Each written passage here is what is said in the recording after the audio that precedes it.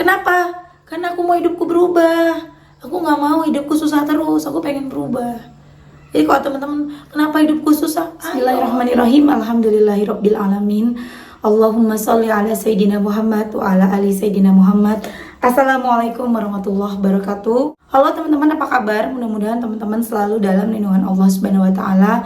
Amin ya rabbal alamin. Alhamdulillah, kali ini aku akan sharing pengalaman, bukan pengalaman ya, perjalanan mungkin ya. Aku akan cerita sedikit tentang diri aku ya ke teman-teman. Karena aku mau bacain testimoni, kebetulan handphone anakku mati lagi dicas. Jadi kalau aku nunggu handphone itu nyala kelamaan. Jadi aku cerita aja. Tapi sebelumnya teman-teman jangan lupa yang belum subscribe, di subscribe dulu biar aku makin semangat lagi bikin videonya. Dan buat teman-teman yang belum punya buku ini, jangan pernah lelah ada nikmat di setiap sholawat. Ini bisa teman-teman beli di Gramedia, harganya 55.000. Teman-teman juga bisa beli ke admin, nomor adminnya 0812 9875 7860. Yang punya testimoni sholawat silahkan kirimkan testimoni teman-teman ke nomor ini 0813 1543 0565. Jadi gini, aku jadi kepikiran mau cerita ke teman-teman di sini karena tadi pagi aku baca testimoni. Bukan testimoni, ada baca yang komen di TikTok aku yang mengeluh dengan keadaannya. Kemudian udah aku jawab, kita harus bersyukur. Ada lagi yang komen di Instagram aku, beliau bilang bersyukur juga perlu belajar. Kadang kita orang yang berada di bawah ini sulit untuk bersyukur gitu ya. Nah tadi aku mau balas jawab komenan orang tersebut, cuman ya udah deh nanti aja aku balasnya. Aku langsung ngomong aja di YouTube, mudah-mudahan mbaknya baca ya, mbaknya atau suaminya aku nggak tahu karena aku lihat postingan di Instagramnya sih isinya suaminya semua ya. Aku nggak tahu nih apakah ini laki-laki ataukah perempuan.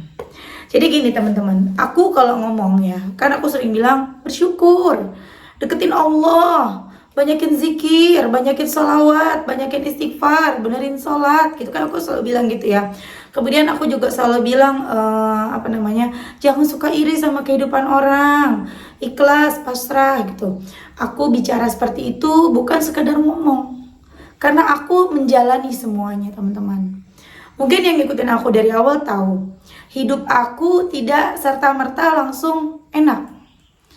Karena aku selalu bilang, hidup kita tuh terus berputar. Kadang kita di bawah, kadang kita di atas. Kalau aku mau nginget ke masa lalu ya teman-teman, aku agak sedih ya. Maksudnya gimana ya? Mungkin aku udah pernah cerita ya. Jadi waktu masa kecil aku terbilang ya, kalau dibilang bahagia, nggak ada masa kecil yang bahagia, nggak ada yang nggak bahagia ya. Sayangin kedua orang tua, apa yang aku mau ada, alhamdulillah. Tapi kan aku bilang tadi, hidup tuh berputar. Ada masanya dimana roda ada di bawah kehidupan aku dan keluarga aku. Dengan kondisi mama aku dan ayah aku yang bekerja hanya ayah, seorang pelaut. Kemudian mama aku di rumah aja ngurusin anaknya 5. Lima-limanya biaya semua. Teman-teman pasti yang pada punya anak tahu gimana rasanya ya. Sampai akhirnya mama aku bantu-bantu bikin kue, bantuin ayah aku buat nambah-nambah buat jajan anaknya gitu.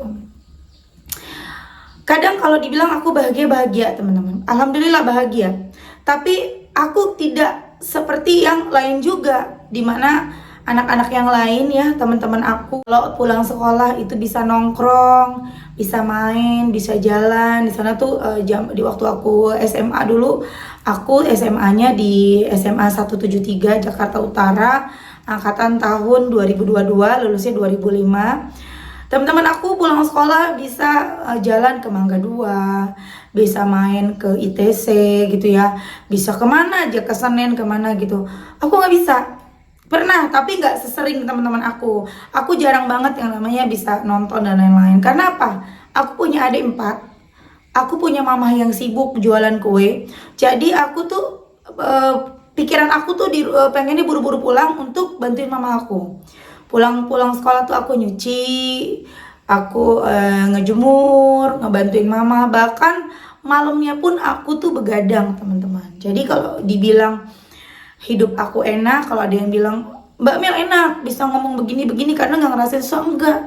Aku juga ngerasain susah. Dimana aku pengen tidur nyenyak seperti yang lain, aku harus bangun jam 3 pagi, jam 2 pagi. Bahkan kadang-kadang begadang kalau mama aku lagi ada pesanan yang banyak, itu bisa nggak tidur sampai pagi. Tuh teman-teman.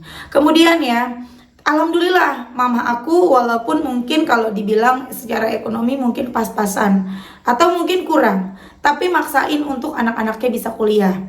Pada saat itu aku kuliah, di mana teman-teman aku dari SMA ya, kalau SMP aku lupa, SMA di mana orang-orang bayaran sekolah dengan mudah, tinggal ujian. Aku tuh ujiannya selalu telat karena aku selalu dapat kartu ujiannya tuh terlambat. Karena aku belum bayaran, teman-teman. Bayaranku selalu telat dan aku selalu beralasan. Aku datengin ke ruangan kepala sekolah, aku janjiin, nanti Bu, ayah saya di tengah laut jadi belum bisa transfer. Padahal bukan karena di tengah laut, memang gak punya uang. Jadi aku dapatnya cuma surat perjanjian, gak dapat surat untuk ujian, surat perjanjian bahwa nanti aku akan bayar tanggal sekian. Berlanjut sampai zaman kuliah pun seperti itu, teman-teman. Setiap waktunya ujian, teman-teman aku mau udah dapat nomor, tinggal ujian. Aku tuh lagi mikirin harus ngantri untuk ngomong ke kampus gitu ya. Aku lupa dulu ngomongnya ke bagian apa lah, pokoknya ke orang yang berkaitan. Aku untuk janji bayarnya nanti. Dan selalu beralasan ayahku lagi di tengah laut. Tuh nggak ada sinyal Pak, buat transfer nggak ada sinyal gitu. Padahal zaman dulu kayaknya M-Banking juga belum begitu ini ya, zaman dulu belum ada kayaknya, aku lupa ya teman-teman. Itu teman-teman. Dan aku selalu bawa dagangan. Aku jualan. Teman-teman, kalau orang udah hidupnya enak ya, udah hidupnya serba berkecukupan, ngapain kuliah ke kampus bawa dagangan? Ngapain? Teman-teman aku tuh tahu banget aku. Ya mungkin kalau penampilan enggak jelek-jelek banget ya teman-teman. Aku tetap rapi gitu ya. Aku bawa dagangan. Aku bawa macam-macam aneka kue mama aku. Mama aku nggak pernah nyuruh, tapi aku berinisiatif sendiri pengen bantuin mama aku. Aku bawa semua dagangan aku jual pada saat itu. Kalau nggak salah harganya 5.300. Ya teman-teman masih ingat nggak sih yang teman-teman aku zaman kuliah? Risoles, onde-onde, donat, semuanya kue mama aku ya aku bawa. Kuenya laris, alhamdulillah. Bahkan aku tuh datang udah ditungguin sama teman-teman aku. Ya, jadi kalau masuk gerbang itu di UHAMKA ya, aku kuliahnya di UHAMKA di Pasar Rebo. Itu ketika aku masuk kampus itu ada masjid di situ ya, ada masjid apa musola lupa. Pokoknya di situ ada masjid. Teman-teman aku udah nongkrong di situ nungguin aku dan mereka tuh rebutan untuk ngambil kue-kue aku. Laris, jualan di kelas. Ketika kue aku mulai masih banyak nih, belum habis, udah siang, aku coba untuk keliling kelas-kelas yang lain. Cuma karena mereka nggak kenal, memang perlu banget ya kita dagang tuh kenal dulu. Orang tuh beli dagangan kita karena kenal, bukan karena sesuatunya, tapi karena kenalnya ya teman-teman. Dan nggak ada yang beli. Aku waktu itu datang minta antar teman aku namanya Uri, teman akrab aku waktu kuliah. Anterin gue yuk jalan keliling. Misi Kak, mau beli kue nggak? Nggak ada yang mau beli. Dan aku balik ke kelas lagi, di kelas aku laku juga. Selain aku bawa kue, aku juga bawa aqua yang aku bekuin teman-teman. Jadi ketika istirahat sekolah, istirahat kuliah, anak-anak teman-teman aku beli ke aku. Aku juga jualan pulsa, pokoknya jualan. Aku mungkin udah pernah cerita ya, aku lupa lah. Pokoknya kayaknya aku udah pernah cerita hal ini. Kemudian di mana orang-orang naik angkot zaman dulu kan, zaman angkot ya, Grab, ojol belum ada. Aku jalan kaki dari Kampung Rambutan sampai Pasar Rebo. Demi apa? Demi uang aku cukup. Supaya aku punya sisa, jadi aku bisa jajan yang agak enakan gitu. Aku bisa beli mie ayam misalnya, bisa beli yang lain-lain gitu. Tapi ketika ketemu teman-teman di jalan yang pada naik angkot, Mel ayo naik, enggak, dengan alasan gue diet, gue olahraga biar langsing. Padahal aku berhemat, aku hemat tuh teman-teman. Jadi kalau misalnya dibilang Mbak Mel ngomong tuh gampang, kita disuruh bersyukur, kita disuruh deketin Allah. Nggak tahu sih rasanya susah. Siapa bilang aku susah? aku rasain hidup susah, dimana aku bajunya pengen bergaya pada saat itu nggak bisa ya untuk beli yang gaya-gaya banget. Aku punya saudara sepupu aku tuh alhamdulillah kehidupannya jauh di atas aku ya. Dia cuma berdua sama kakaknya. Nah dia ini kakaknya mama aku namanya. Saat itu bude aku ya teman-teman, hidupnya enak. Aku lihat enak dari kecil enak. Pengen punya hand body, udah disiapin, semua disiapin, sementara aku enggak gitu ya. Aku kan harus berusaha. Nah, ketika itu aku bikin kue, aku bikin capek gitu hari libur mau nggak kenal waktu, aku bikin kue, tiba-tiba tante aku datang, Mel, saudara kamu dikasih mobil loh sama pacarnya gitu, dikasih mobil, dibeliin ini, beliin itu. Pada saat itu aku sempat sedih ya Allah, enak banget ya jadi dia udah dari kecil hidupnya enak sampai gede enak, aku ya sudahlah. Nah cuman alhamdulillahnya dari kehidupan yang prihatin itu aku selalu beralihnya ke Allah. Apalagi sejak aku mengenal Aagim, mengenal Ustadz Yusuf Mansur, jadi kayaknya apa-apa tuh aku ngadunya ke Allah. Aku selalu mengutamakan benerin sholat. Jadi sering dengar ceramah Ustadz Yusuf Mansur. Setiap azan sholat, dengerin Aagim pada saat itu. Setiap azan sholat. Pokoknya bener-bener, dan itu aku lakuin sejak aku SMA tuh udah aku sholat dari SMP teman-teman. Dimana teman-teman aku yang lain mungkin usia segitu itu jarang sholat, aku insya Allah sholat. SMA dimana yang lain istirahat jajan, aku sholat duha. Pokoknya aku tuh kenapa aku sholat duha? Karena pada saat itu aku pengen kehidupan aku berubah. Aku pengen aku tuh jadi orang kaya gitu loh. Maksudnya zaman masih kecil kan pengennya jadi orang kaya gitu. Aku pengennya hidup aku enak. Aku pengen berubah. Aku nggak mau kayak gini-gini terus. Makanya saat aku tahu sholat duha bisa mendatangkan rizki, aku sholat duha. Bahkan sholat duhanya itu 6 rakaat, kadang 12 rakaat. Nggak pernah disuruh. Mama aku nggak nyuruh, aku jalanin sendiri. Berdasarkan dari kehidupan aku yang prihatin, aku jadi berpikir, aku mau berubah. Dan satu lagi, aku suka bermimpi. Cuman zaman dulu namanya menghayal, aku demen banget menghayal. Aku menghayal jadi orang kaya, aku menghayal punya mobil, aku menghayal hidupku seperti ini. Dan alhamdulillah, satu persatu apa yang aku inginkan terwujud. Aku menghayal pengen jadi artis, walaupun aku bukan jadi artis, seenggaknya aku dikenal sama teman-teman gitu kan ya. Aku dikenal, aku bisa endorse barang yang kurang lebih seperti artis gitu ya, walaupun bukan artis. Tuh teman-teman, diijabah sama Allah satu persatu. Saat aku sudah mengenal sholawat dari Ustadz Yusuf Mansur, mengenal sholawatnya dari SMP, dari nenek, cuman nggak terlalu ini banget ya, karena aku nggak paham banget kalau ternyata sholawat bisa mendatangkan hajat. Jadi sholawatnya ya sekedar aja, paling 300-500 dibacanya setiap habis sholat tahajud. Itu waktu SMA. Kemudian saat aku sudah mengenal Ustadz Mansur, ternyata sholawat itu dahsyat, aku mulai sholawat. Apalagi ketika aku dikasih masalah sama Allah, mulai lagi sholawatnya makin dikencengin, makin banyak masalah, makin kenceng lagi sholawatnya. Sampai aku berada di titik ini. Jadi teman-teman, aku nggak asal ngomong, beneran nggak asal ngomong. Ngerasain dimana yang ya ampun, mau bayar kuliah aja kadang aku jual handphone teman-teman. Mama aku, Mel jual dulu HP-nya ya, nanti ada duit kita beli lagi ya. Jual HP aku. Dari yang zaman dulu HP Nokia paling keren itu sampai ganti Asia. Yang penting punya HP dulu, dijual buat bayaran. Ntar ada rezeki beli lagi, nanti kalau mau ini dijual lagi. Sampai aku pernah pas akhirnya suatu hari aku dibeliin handphone sama suami aku, dibeliin BB. Pada saat itu kami belum nikah ya teman-teman, kami masih pacaran. Jadi tapi pacarannya LDR. Jadi suami aku di Samarinda, dia kerja, aku di Bekasi. Nah, aku dibeliin handphone sama dia, dibeliin BB. Sampai aku diledekin loh sama teman-teman kuliah aku, teman-teman akrab sih. Mungkin mereka bercanda, tapi namanya orang pernah susah, jadi pernah ada rasa apa ya, marah gitu ya. Aku diledekin, alah diledekinnya di komentar Facebook lagi, zaman itu Facebook. Alah palingan juga nanti kejual, cie pakai BB nanti juga kejual buat beli legging. Sedih banget di situ pada saat itu, tapi ya akhirnya mengerti gitu, mereka cuma bercanda. Tuh teman-teman, jadi hidup kita tuh pasti berubah kalau kita mau deketin Allah.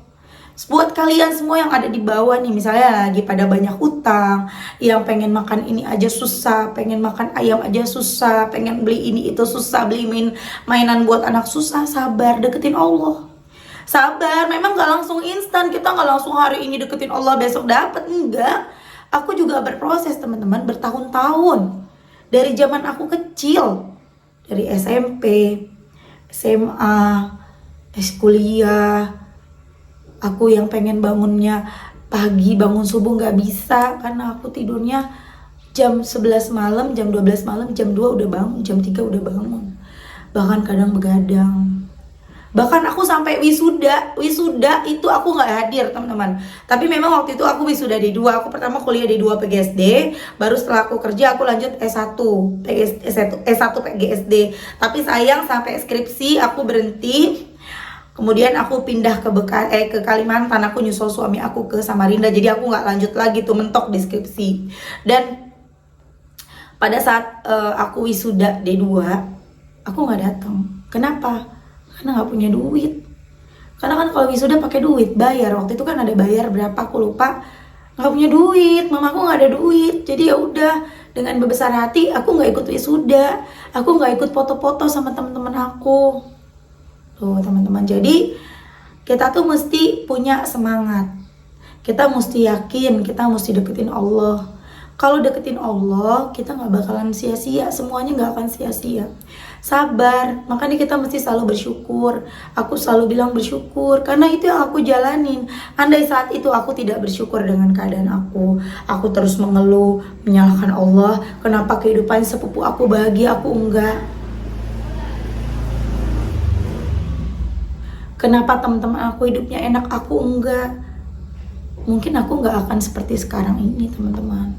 Jadi teman-teman semangat. Pasti berubah. Allah tuh baik banget. Semakin kita deketin Allah, semakin dekat kita dengan pertolongan Allah. Tapi memang semua itu ada ujiannya. Memang diuji, nggak mungkin nggak diuji. Kita pasti diuji. Ya, diuji ujian tuh terus setiap hari hadir. Jangan suka berpikir andai kita jadi dia. Andai aku jadi dia, enggak. Dia juga punya masalah. Teman-teman, andai enak ya kayak Mbak Mel, enggak. Aku udah ngelaluin semuanya. Kalau teman-teman bilang enak, apa teman-teman yakin mau seperti aku? Enggak semudah itu. Kalian cuma bisa ngelihat enaknya aja, gitu ya. Tapi kalian nggak lihat, nggak ngerasain posisi aku pada saat itu. Dimana aku ngantuk, bangun tidur, pengen tidur lagi nggak bisa, badan pada sakit. Aku cuman yakin, berpositif thinking. Aku yakin suatu hari hidupku berubah. Aku yakin suatu hari aku nggak begadang lagi. Aku yakin aku bisa bahagia. Aku yakin aku akan begini. Dan itulah yang terjadi. Sampai hari ini aku ada di depan kalian. Bahkan aku sampai bisa punya buku Jangan Pernah Lelah Ada Nikmati Setiap Sholawat. Ya teman-teman, syukur, belajar bersyukur ya. Kalau memang kita nggak punya uang, nggak punya barang, nggak punya hal-hal yang bisa kita syukuri, kayak punya handphone mewah, punya mobil mewah, punya rumah sendiri, kita nggak punya itu semua. Kita punya diri nih yang sempurna. Kita bisa jalan, kita bisa melihat, kita bisa bicara, kita bisa mendengar, kita masih bisa makan. Apakah itu bukan hal yang sangat harus kita syukuri? Percuma punya rumah, punya mobil, punya handphone bagus, punya segalanya, tapi kita nggak bisa dengar. Maaf ya buat teman-teman yang punya sama Allah dikasih ujian melalui anggota tubuhnya, mohon maaf ya. Percuma teman-teman nggak punya utang nih misalnya, hidupnya bahagia, kaya raya, bisa belanja, bisa shopping kemana-mana, tapi teman-teman nggak bisa bicara, teman-teman nggak bisa jalan, teman-teman nggak bisa lihat. Makanya buat kalian yang sekarang ngerasa hidupnya susah banget, rendah banget, kok begini banget, coba bersyukur dulu punya anggota tubuh yang sempurna. Itu disyukuri. Kan janjinya Allah, kalau kita bersyukur, nikmat kita akan bertambah. Gimana nikmat kita mau bertambah? Gimana hidup kita mau berubah kalau kitanya mengeluh terus? Kita ngeliatnya ke atas terus, enak banget hidupnya dia, keluarganya sempurna. Aku mah gak punya bapak, aku mah gak punya ibu, aku mah ngontrak. Enak banget hidupnya dia, bisa jalan-jalan. Aku mah mau makan tempe aja susah. Kalau kita terus seperti itu, hidup kita makin jatuh, makin jatuh, makin jatuh. Ya seumur-umur gak akan maju hidup kita. Ya, jadi jangan salahin Allah ketika hidup kita begini-begini aja. Allah tuh baik, gak mungkin Allah menciptakan manusia beda-beda. Aku mau jadiin kamu kaya, aku mau jadiin kamu miskin. Gak mungkin, semuanya sama. Tinggal kitanya mau berjuang gak, mau berusaha gak.